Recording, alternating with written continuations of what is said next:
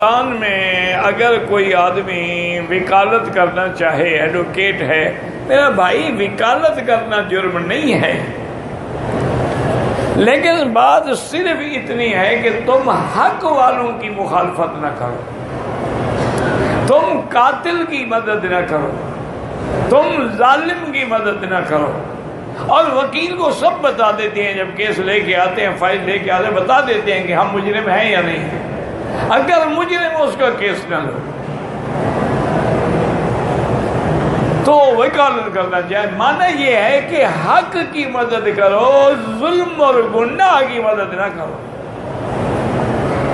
جب آدمی حق کی مدد کرتا ہے، اللہ اس کی مدد کرتا ہے۔ چند دن تو تمہیں تکلیف ہوگی کہ لوگ نہیں آئیں گے، لیکن پھر الحمدللہ آنا شروع ہو جائے گا۔ ہمارے مدرسے میں ایک مدرسے کے ساتھ ہی ایک دکان ہوتی تھی حجام کی، تو اس کو سمجھایا کہ بھائی بات یہ ہے کہ تیرا پیشہ ہے، کچھ کہہ تو نہیں سکتے، لیکن تم کسی کی داڑھی پہ اس طرح نہ پھیرا کرو، چونکہ داڑھی منڈانا جو ہے یہ گناہ کبیرہ ہے، اور تم اس میں شریک بن رہے ہو، حصے دار بن رہے ہو۔ اس نے کہا کہ حضرت بات ٹھیک ہے، لیکن پھر یہاں تو ہر آدمی آتا ہی شیو کرانے کے لیے ہے۔ میں نے کہا تم چھوڑو اس بات، اسی کی حجامت کرو جو حجامت ہے۔ بال بنانے ہیں سنت کے مطابق بناؤ، داڑھی بنانی ہے سنت کے مطابق بناؤ۔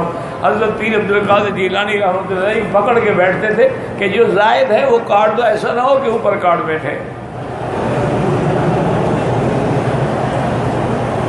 آج کل جو ہمارے سالون ہیں نا جی، جہاں یہ حجامت وغیرہ ہوتی ہے، یہ تو شریعت کے مطابق، اصل تو ناخن اتارے، یہ نہیں اتارتے،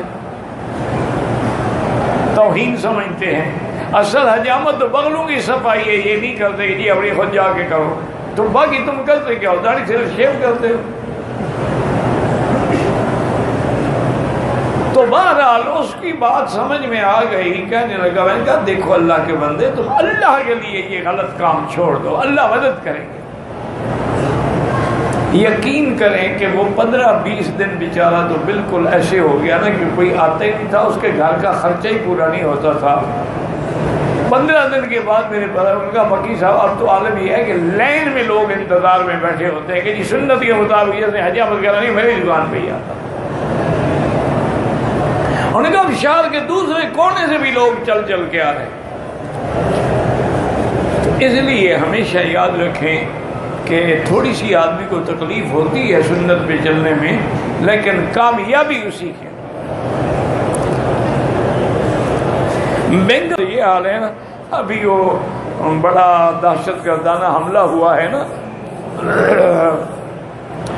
اور شہباز قلندر کی مزار پہ، اللہ معاف کرے، بہرحال یہ حملہ، یہ بندوں کو مارنا جو ہے یہ بہت بڑا جرم ہے، فساد فی الارض ہے، چاہے وہ کوئی ہوں، مزار پہ ہوں یا مسجد میں ہوں، انسان ہیں۔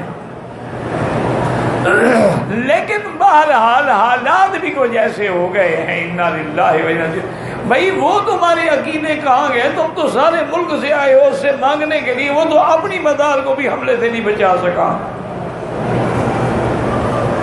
تم کیا مانگنے آئے ہو؟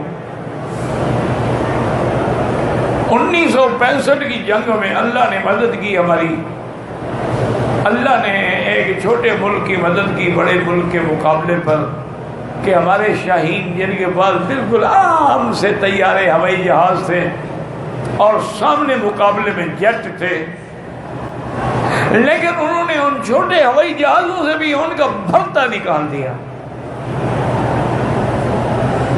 تو اس وقت جناب عام یہ حضرات کہتے تھے کہ جی وہ جو قیدی ہوئے نا ہندو پکڑے گئے، وہ کہتے تھے کہ جی انہوں نے ہمیں شکست نہیں دی ہے، وہ تو کوئی بزرگ تھے سبز لباس والے جو ہمارے بموں کو پکڑ لیتے تھے، انہوں نے ہمیں شکست دی ہے، وہ تو بزرگ ہمیں دکھاؤ کہاں ہیں۔ اچھا 1971 میں شکست ہو گئی تو بزرگ سارے سو رہے تھے، کسی نے بھی بم نہیں پکڑا۔ انا للہ و انا الیہ، خدا کے بندے اللہ چاہے تو بدر میں میرے مدنی کو فتح حاصل ہو، اور اللہ چاہے تو احد میں شکست ہو جائے، حضور کا سکا چاچا ٹکڑے ٹکڑے ہو جائے۔ فتح شکست دینے والی اللہ کی ذات، اپنے عقیدے صحیح کرو۔ میرا باپ ہر بات پر لڑائی کرتا ہے، ہم خرچہ وغیرہ بھی بھیج دیتے ہیں، ہر بات پر مرضی ہماری پتہ نہیں کیا ہے کہ ہم لڑائی کے باپ سے کم نہیں، بالکل آپ لڑائی کی وجہ سے، باپ لڑائی کرتا ہے کرنے دو، آپ برداشت کریں۔ وَاخْفِضْ لَهُمَا جَنَاحَ الذُّلِّ مِنَ الرَّحْمَةِ رَبِّ ارْحَمْهُمَا رَبَّيَانِي صَغِيرًا، اور 2 رکعت پڑھ کے دعا مانگا کریں کہ اللہ ہمارے والد کے دل میں محبت ڈال دے، اس کے دل میں رحم ڈال دے، اس کی لڑائی جھگڑے کو دور کر دے، ورنہ آپ باپ کو کسی حال میں نہیں چھوڑ سکتے، چاہے باپ کافر بھی ہوئے تو صرف لڑتا ہے نا۔ ویسے بعض علماء نے لکھا ہے اللہ عالم کہ سورۃ زلزال ہے نا، اذا زلزلت الارض زلزالها واخرجت الارض اثقالها، بس یہاں تک، اذا زلزلت الارض زلزالها واخرجت الارض اثقالها، یہ پڑھ کے اللہ سے دعا مانگے تو جب زمین کے خزانے نکل آتے ہیں تو تیرا قرضہ کیوں نکلے گا؟ تو بہرحال اللہ کی رحمت سے اللہ آسانی فرما دیتے ہیں۔ باقی آج کل حالات ایسے ہو گئے ہیں کہ جیسے بچپن میں سنتے تھے نا کہ لوگ کہتے ہیں کہ القرض مقراض المحبت، قرض جو ہے محبت کی مقراض ہوتی ہے، یعنی محبت ہی ختم، تعلقات بھی ختم۔ اسی طرح کسی فلسفی نے لکھا تھا کہ کسی بڑے آدمی کی محبت کو آزمانا ہے تو اس کو قرضہ مانگ لو، پتہ لگ جائے گا کتنا وہ تم سے محبت کرتا ہے، اور کسی غریب کی محبت کو آزمانا ہے اس کو قرضہ دے دو، پتہ لگ جائے گا پھر تمہیں واپس دیتا بھی ہے کہ نہیں دیتا ہے۔ تو اس لیے بہرحال اللہ کسی کو بھی دعا کریں، کسی کا رزق اللہ تنگ نہ کرے، ہم اللہ کے عاجز بندے ہیں۔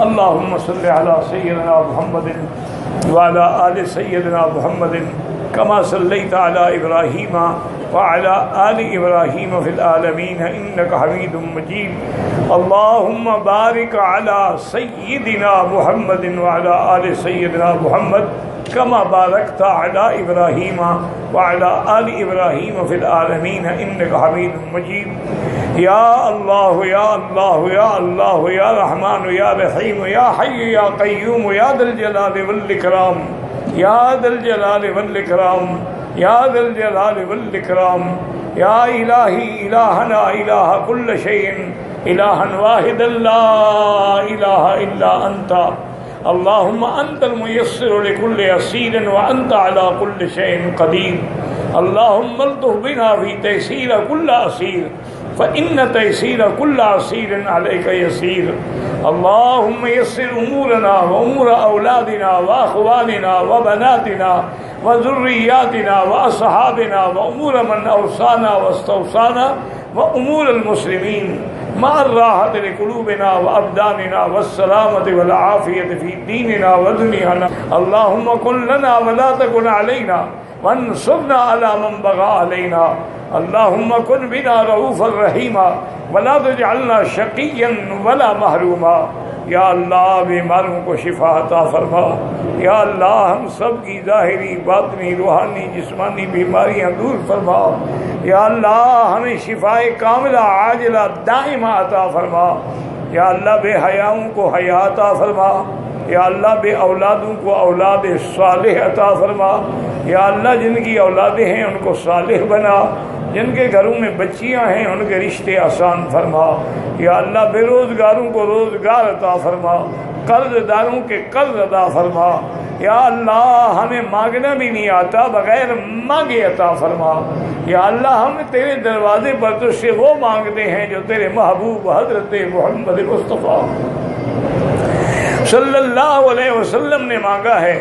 اللہم انا نسألک من خیر ما سألک منہ نبیک محمد صلی اللہ علیہ وسلم اللهم إنا نعوذ من شر ما استعاذك منه نبيك محمد صلى الله عليه وسلم.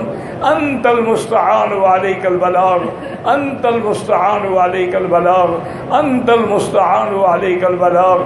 لا حول ولا قوة إلا بالله العلي العظيم. اللهم انصر الإسلام والمسلمين، اللهم انصر المجاهدين في كل مكان، أيدهم بنصرك يا قوي يا عزيز. اللهم احفظ سائر بلاد المسلمين وهذا البلد الأمين فاجعل آمنا مطمئنا سخاء رخاء إلى يوم الدين برحمتك یا ارحم الراحمین. یا اللہ مسلمان کشمیر میں ہیں، فلسطین میں ہیں، شام میں ہیں، عراق میں ہیں، عرب میں ہیں، عجب میں ہیں، یا اللہ روہنگیا میں ہیں، برما میں ہیں، اراکان میں ہیں. یا اللہ ان سب کی جان مال آبرو عزت کی حفاظت فرما. یا اللہ مسلمانوں کی مساجد اور مدارس اور دین کے اداروں کی حفاظت فرما. یا اللہ دین کے کام کرنے والوں کی حفاظت فرما. ربنا آتنا فی الدنیا حسنۃ وفی الآخرۃ حسنۃ وقنا عذاب النار. صلی اللہ تعالی علی خیر خلقہ سیدنا محمد وعلی آلہ واصحابہ اجمعین. اللہم صلی علی سیدنا محمد وبارک وسلم علیہ.